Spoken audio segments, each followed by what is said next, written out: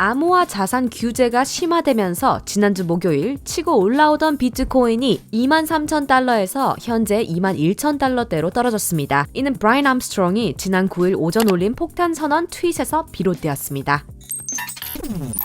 오늘은 루머에서 시작된 섹트의 미국 내 리테일 투자자들에 대한 스테이킹 금지 발표를 시작으로 세계 3위 암호화폐 자산 거래소인 크라켄의 제재를 가한 시향과 함께 앞으로 이더리움은 어떻게 될지 이야기해보도록 하겠습니다. 그럼 본격적으로 영상 시작하기 전 여러분, 앞으로도 많은 소식과 정보 전할 테니 세계 디지털 자산과 경제에 대한 이야기, 크립토노나와 함께 하세요. 비트코인이 21,000달러대로 떨어졌고 암호화폐 시장 전체가 하락하고 있습니다. 이는 향후 암호화폐 시장, 특히 암호화폐 규제에 강력한 영향을 미칠 수 있는 뉴스 때문인데요. 코인베이스 CEO 브라이언 암스트롱은 섹트가 리테일 고객의 암호화 자산 스테이킹을 금지할 수 있다는 소문이 있다고 2월 9일 오전 트위터를 통해 밝혔습니다. 그리고 왜 이것이 미국 정부의 최악의 결정인지 설명했는데요. 그리고 이런 급박한 소식들은 크립토노나 트위터 계정에서 전달드리고 있는데요. 빠른 소식 전달 원하시는 분들은 트위터에서 크립토노나 혹은 더보기란에 있는 링크로 팔로우해 주시길 바랍니다. 브라이언 암스트롱은 자신이 전달하는 것이 결코 지나칠 만한 소식이 아니고 앞으로의 미국의 암호화 채택에 큰 영향을 끼칠 것이라고 했습니다. 브라이언 암스트롱이 말한 내용은 다음과 같습니다.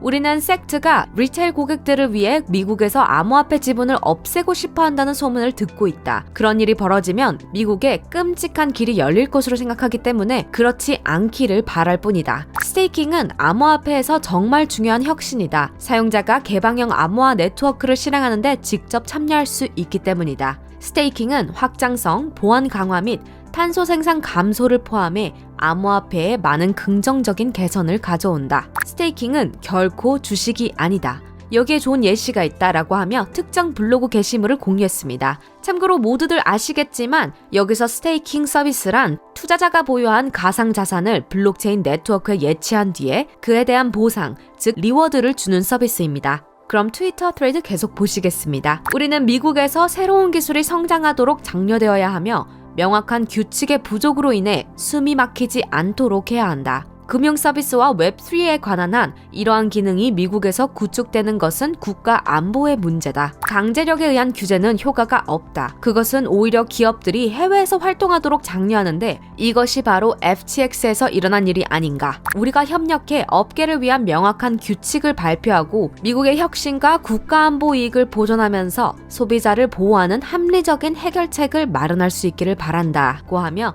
트위터 트레이드를 마쳤습니다. 개인에 대한 스테이킹 지분 보유를 금지하는 것에 대해 언급하고 있으므로 블랙록이나 골드만삭스와 같은 관리 펀드는 이더리움 지분을 보유할 가능성이 있겠습니다. 따라서 이더리움의 통제는 이러한 대규모 회사의 통제하에 놓이게 될 것으로 보이며 결국 그들이 몇 년 안에 이더리움 네트워크를 검증할 수 있는 유일한 회사들이 되겠죠.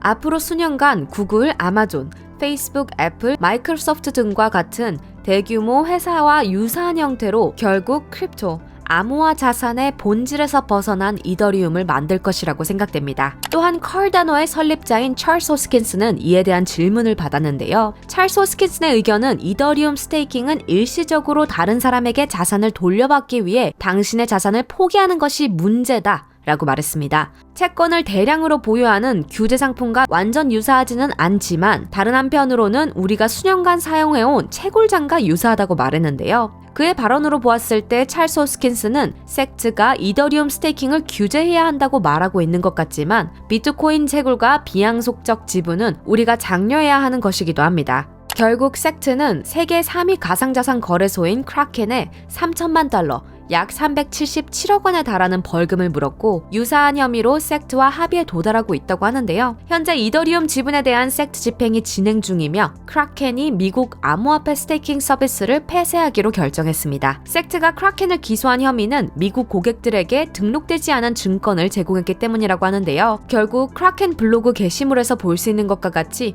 이더리움 네트워크의 샹하이 업그레이드가 발효될 때까지 미국 고객이 보유한 모든 자산을 자동으로 해제할 것이라고 합니다.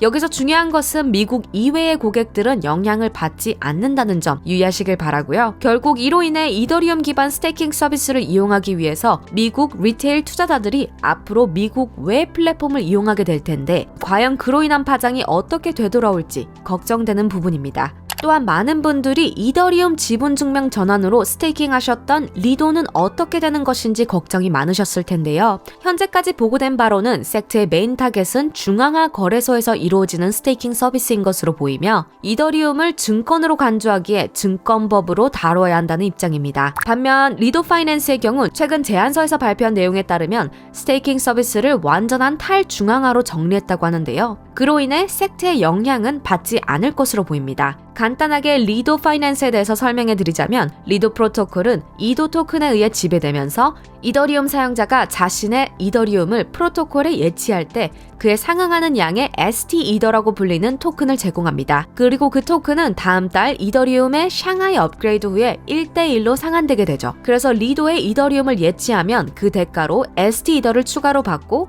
그 ST 이더를 다시 이더리움으로 변환할 수 있는 체계입니다. 사실 코인베이스도 리도 파이낸스와 유사한 형태의 코인베이스 이더 서비스를 제공하고 있었기 때문에 섹트의 스테이킹 제재 소문에 더욱더 예민하게 반응했다고 해도 과언은 아닌데요. 코인베이스 이더의 경우 중앙화 거래소인 코인베이스에 의해 운영되기 때문에 섹트가 제재할 확률이 높지만 리도가 제공하는 탈중앙화 스테이킹 서비스인 ST 이더는 제재를 받을 확률이 낮기 때문입니다. 현재로서는 크라켄 다음으로 코인베이스가 다음 타겟이 되지 않을까 하는 우려에 발에 불똥이 떨어진 셈이고 리도의 경우 탈중앙화라는 안전장치를 가지고 있기 때문에 리도에 투자하신 분들은 걱정스러운 마음을 조금은 덜 수 있으리라 생각합니다. 섹트 위원장인 게리 갠슬러는 투자자 보호 차원에서 이와 같은 조치를 취했다고 하는데요. 하지만 암호화 자산 시장 참여자들은 오히려 섹트의 이러한 제재가 투자자 보호를 망치는 격이며 스테이킹은 단순히 이자를 받는 개념이 아니라 블록체인 네트워크의 보안성을 높이는 행위라고 주장하고 있습니다. 게다가 과연 섹트가 앞으로 이더리움 스테이킹만 파고들 것인지 혹은 스테이킹 가능한 모든 가상 자산들을 집중 조사할 것인지 알 수 없기 때문에 불안감은 계속해서 커지고 있습니다. 하지만 여기서 가장 중요한 이슈는